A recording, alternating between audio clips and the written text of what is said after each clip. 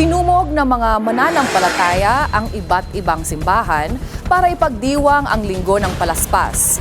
Bukod sa pansariling kahilingan, panalangin daw nila na matugunan na ng gobyerno ang krisis sa Middle East. Narito ang Agenda Weekend Report ni Ryan Reloban ng Abante. Sa kabila ng init ng panahon, dinagsa ng mga Katolikong deboto ang ilang simbahan sa Metro Manila upang makaisa sa tradisyonal na paggunita ng Linggo ng Palaspas na siyang hudyat ng pagsisimula ng Semana Santa. Bitbit ang kani-kanilang palaspas at dala rin ng mga mananampalataya ang kanilang mga panalangin para sa sarili, pamilya at bansa. Ayon sa mga deboto, mahalaga ang araw na ito bilang paalala ng pananampalataya at sakripisyo ni Hesukristo.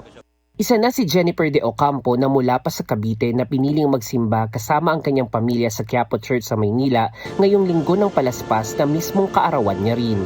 Ayon kay Jennifer, dapat gamitin ng mga kapwa niyang Katoliko ang Semana Santa para magnilay-nilay at magdasal lalo na't may kinakaharap na matinding pagsubok ang bansa.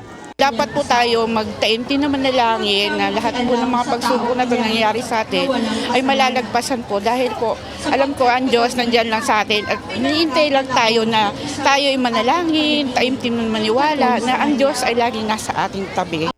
Para naman kay Tatay Cesar, nagkasamang magsimba ang kanyang asawa at anak sa Cubao Cathedral sa Quezon City, piliin palagi natin na magkaroon ng kapayapaan sa bawat isa. Aanhin mo ang yaman at tagumpay kung wala kang kapayapaan. Aanhin mo ang gobyernong puro epal na lamang. Hindi nararamdaman ang bawat hirap ng mamamayan. Excise tax, emergency power, binigay na sa kanya. Ang dalangin ko, mahagising ang mga tulog.